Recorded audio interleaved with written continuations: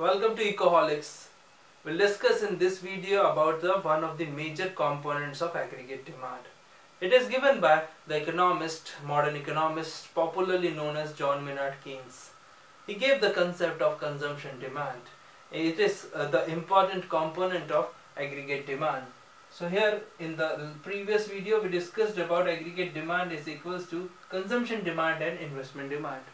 So the investment demand we had already discussed in some other video, so you can refer to that video in the playlist section of macroeconomics.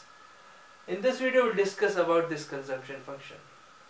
Now for example, why Keynes only deal with aggregate demand? Because Keynes at the time of depression was already concerned with the aggregate demand, because at that time aggregate demand was lacking and there is enough supply in the economy. That is why Keynes ignored aggregate supply, because he was dealing with the short run problem, short run consumption and short run investment problem.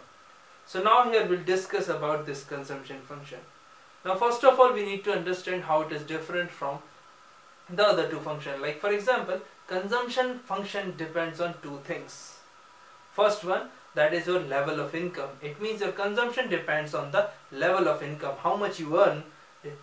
And the second one you understand with the propensity to consume. Now in simple words, propensity to consume means the increment in your income, how much increment you will consume as a consumption. Now we'll discuss these two concepts in details. So first of all we'll see four major things in this video. First one, what is consumption function.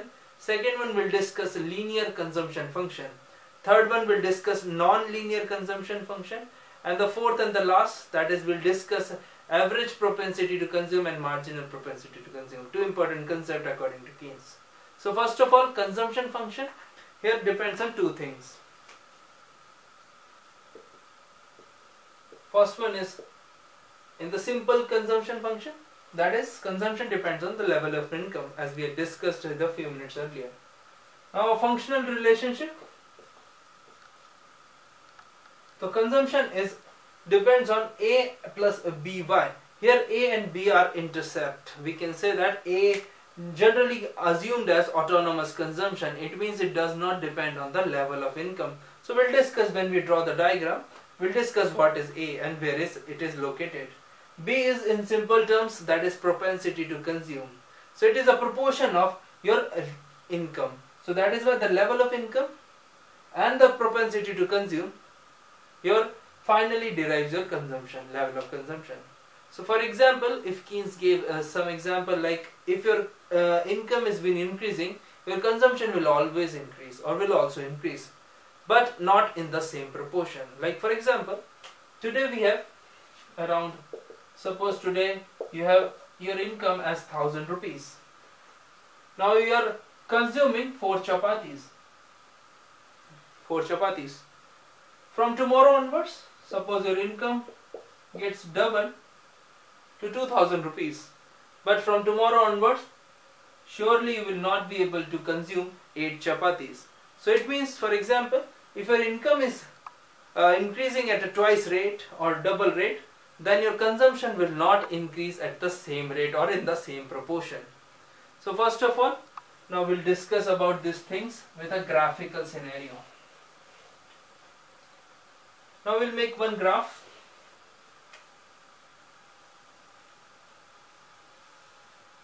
Here on this part we are writing national income.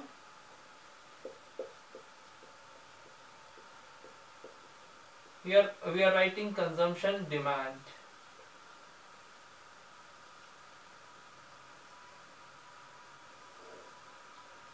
OZ is your income line, 45-degree income line. What does it mean? It means whatever your income, so the same proportion here.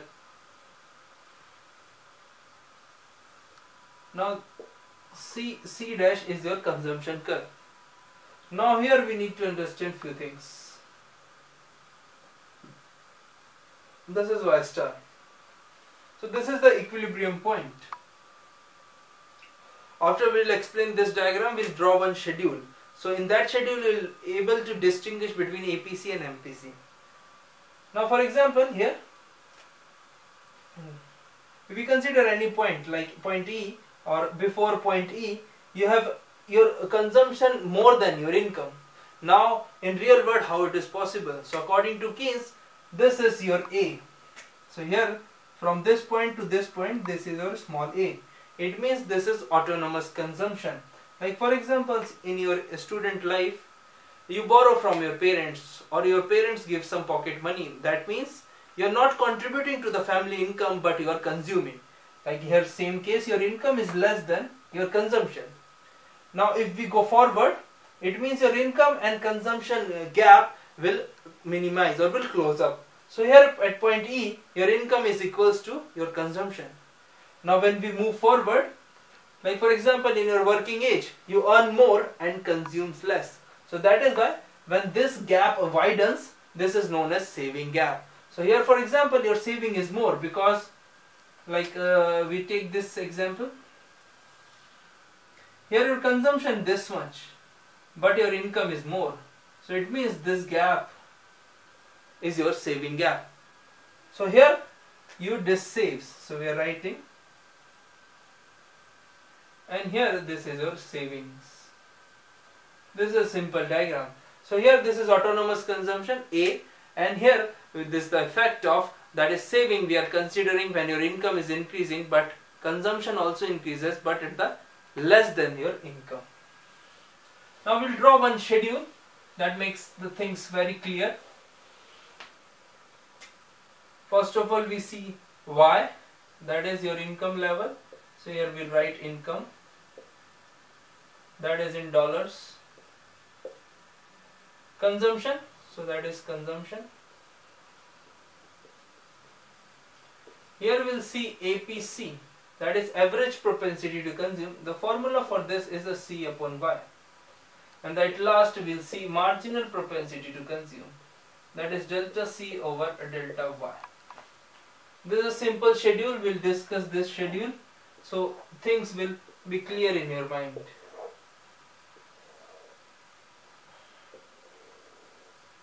So first one, suppose your income is $1,000.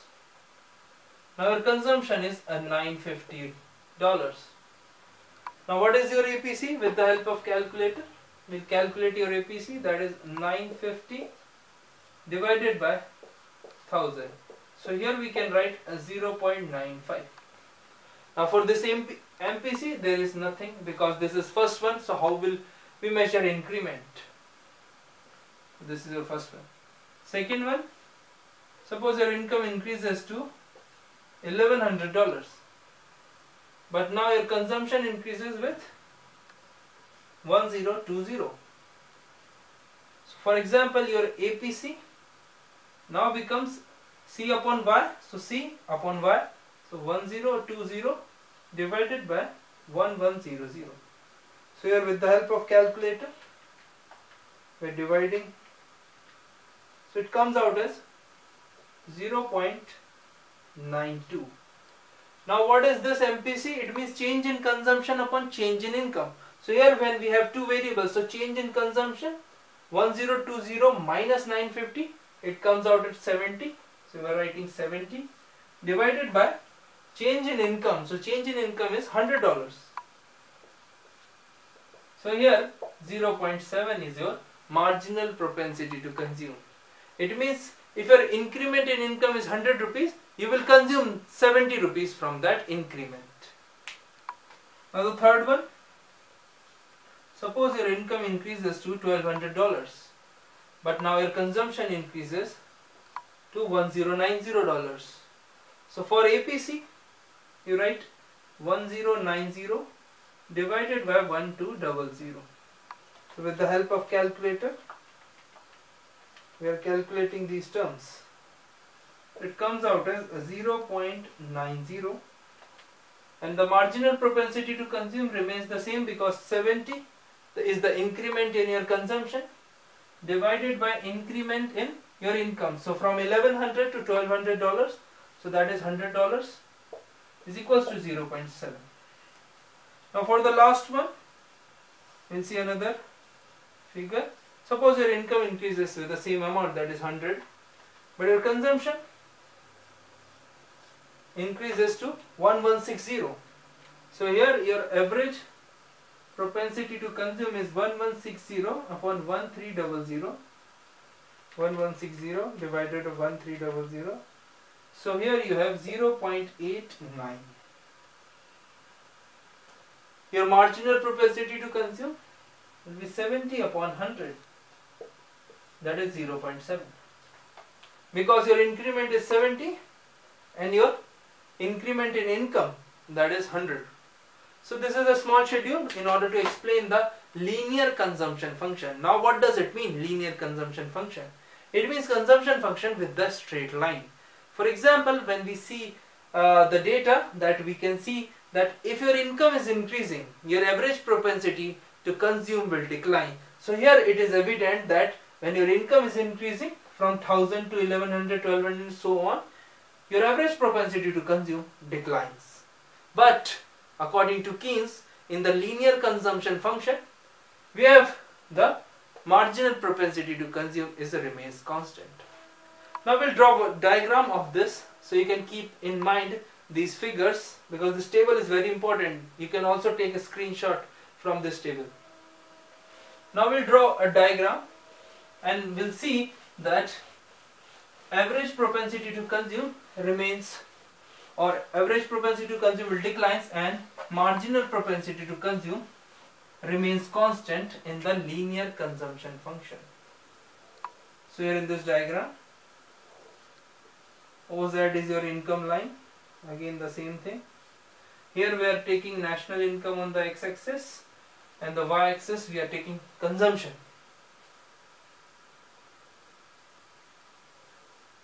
Now this is your consumption function, CC diagram. Now we are not making equilibrium, because here we'll see how average propensity to consume is decline. Here we are taking 2 points, A and B. This is the evidence how average propensity to consume declines as your income increases, because the remaining amount you will save, and how marginal propensity is same because we have a linear consumption function. It means the straight consumption function. In order to know this, we have to join these 2 points with the origin.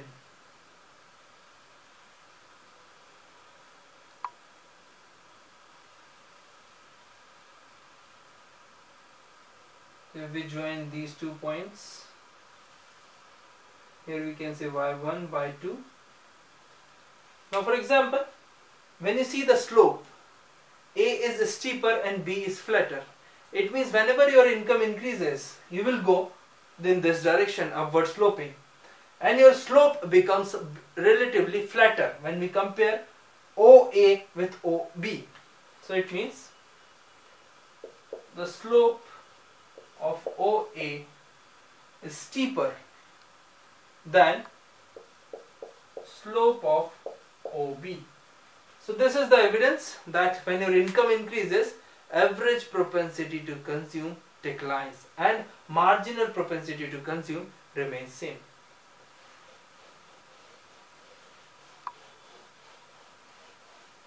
Now we'll discuss 2 concepts. Then we'll discuss about, this is APC and this is MPC. Now there is a difference, because the formula of APC is C upon Y, and for MPC that is delta C upon delta Y. Here the important thing is that average propensity to consume means your total consumption, that is C, total consumption, the ratio of total consumption to the ratio of total income. So it means the total consumption and total income, this is the same thing, that is average, simple average. Here marginal propensity to consume means total increment in the consumption when we have increment in the level of income. So that's the same thing. It means if your income increases by extra 100 rupees, you will consume 70. So your marginal propensity to consume is a 70, and the remaining 30 you will save. So these 2 important concepts is enough. Now we'll discuss about non-linear consumption function.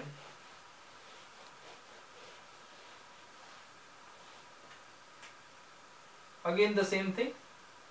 We'll make a schedule.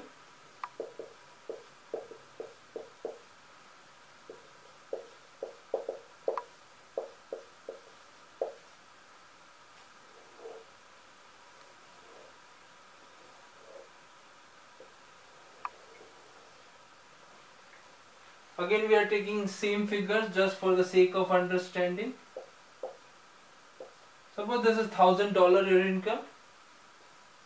Your consumption at $1,000 is your $950. So your APC 950 divided by 1000, because C upon Y, that is C upon Y.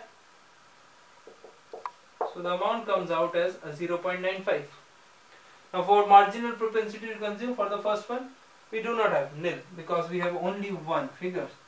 Now second figure, like for example, if your income increases by 100 rupees,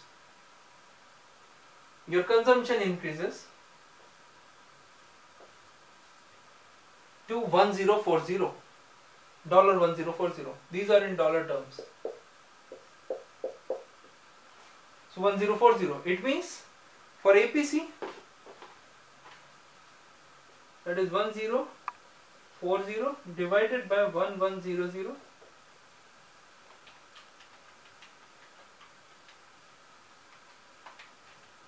So this comes out as 0.94.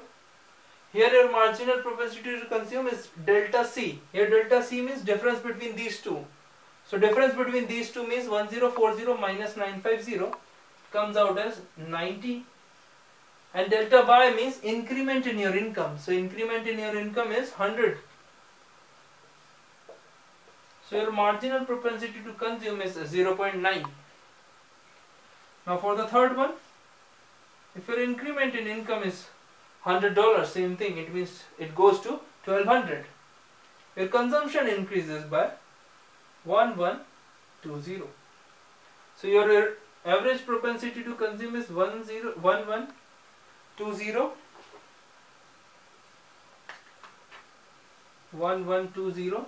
divided by 1200.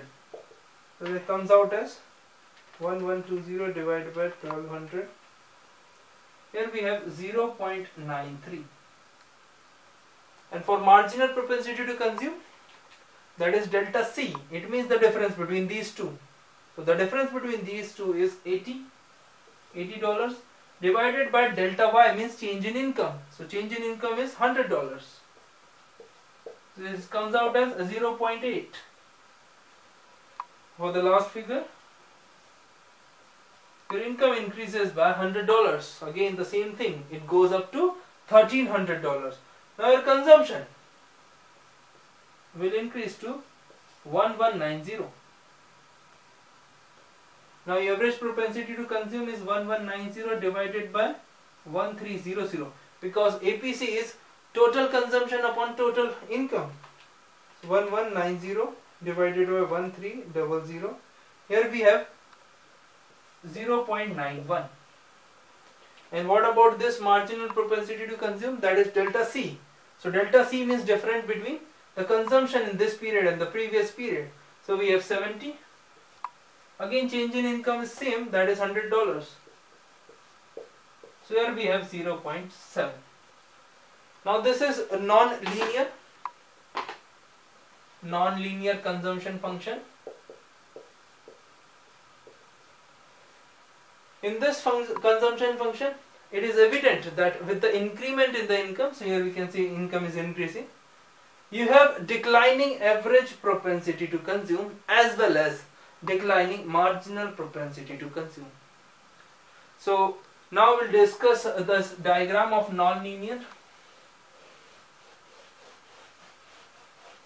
because in non-linear both APC and MPC declines.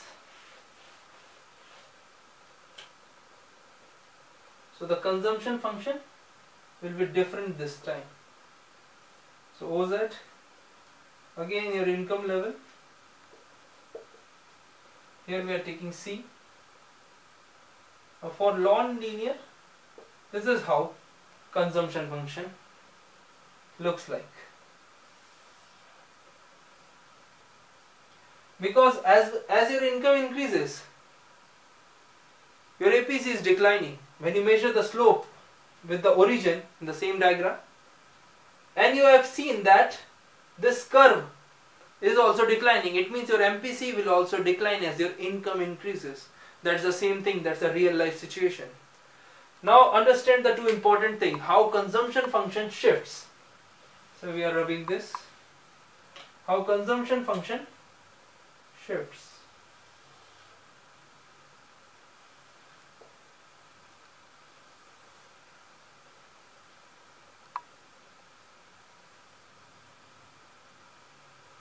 This is C dash C dash.